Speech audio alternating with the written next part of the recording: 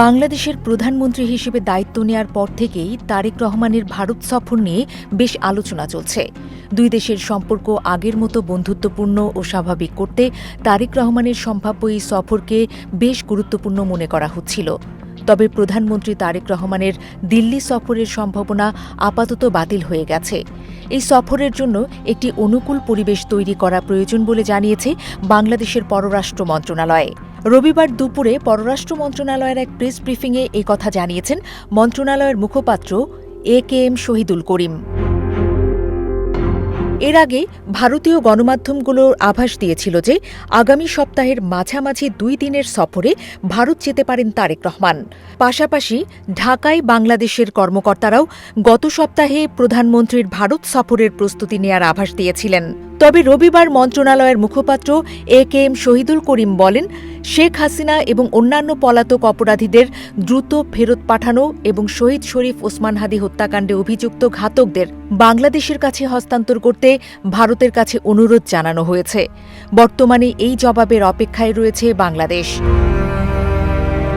তিনি বলেন, প্রধানমন্ত্রী তারেক রহমানের সম্ভাব্য ভারত সফর নিয়ে উভয় দেশ কয়েক সপ্তাহ ধরে পরস্পরের সাথে যোগাযোগ রক্ষা করছে। তবে মানবতাবিরোধী অপরাধের দায়ে দণ্ডপ্রাপ্ত শেখ হাসিনা গত 5ই আগস্ট নতুন দিল্লিতে যেভাবে প্রকাশ্য সংবাদ সম্মেলনে কথা বলেছেন, তাতে এই প্রক্রিয়ার পরিবেশ বিনষ্ট হয়েছে।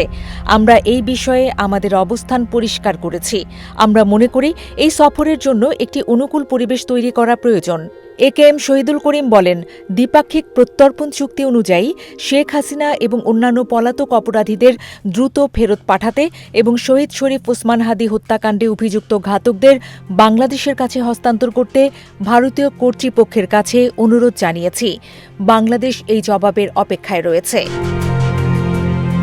তিনি বলেন, এ সময় সরকারের পক্ষ থেকে পুনর্ব্যক্ত করা হয় সার্বভৌম সমতা, জাতীয় মর্যাদা, একে অপরের অভ্যন্তরীণ বিষয়ে হস্তক্ষেপ না করা এবং পারস্পরিক স্বার্থের ভিত্তিতে প্রতিবেশীসহ অন্যান্য সকল দেশের সাথে বন্ধুত্বপূর্ণ দ্বিপাক্ষিক সম্পর্ক উন্নয়নে আমরা আমাদের বাংলাদেশ ফার্স্ট নীতি অব্যাহত রাখব।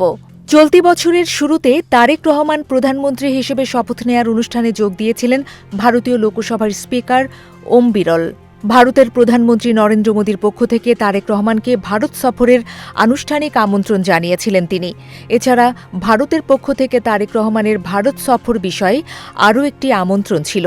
সেটি হল চলতি বছরের সেপ্টেম্বরে ভারতের নয়াদিল্লিতে অনুষ্ঠিতব্য ব্রিক্স সম্মেলনের বিমস্টেকের বর্তমান চেয়ারম্যান হিসেবে প্রধানমন্ত্রী তারেক রহমানকে আমন্ত্রণ জানানো হয়।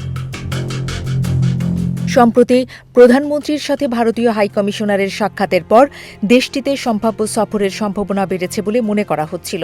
তবে তারেক রহমানের ভারত সফরের বিষয়ে কোনো সিদ্ধান্ত হয়নি বলে জানিয়েছেন পররাষ্ট্রমন্ত্রী খলিলুর রহমান। বিশেষজ্ঞরা বলছেন, প্রধানমন্ত্রী তারেক রহমানের ভারত সফরে প্রধান বাধা হল দেশটিতে ফাঁসির দণ্ডপ্রাপ্ত শেখ হাসিনার আশ্রয় নেয়া। ভবিষ্যতে ভারত শেখ হাসিনাকে ফিরিয়ে দেওয়ার কথা চিন্তা ভাবনা করলে প্রধানমন্ত্রী তারেক রহমানের ভারত সফরের পথ সুগম হতে পারে বলে মনে করছেন তারা।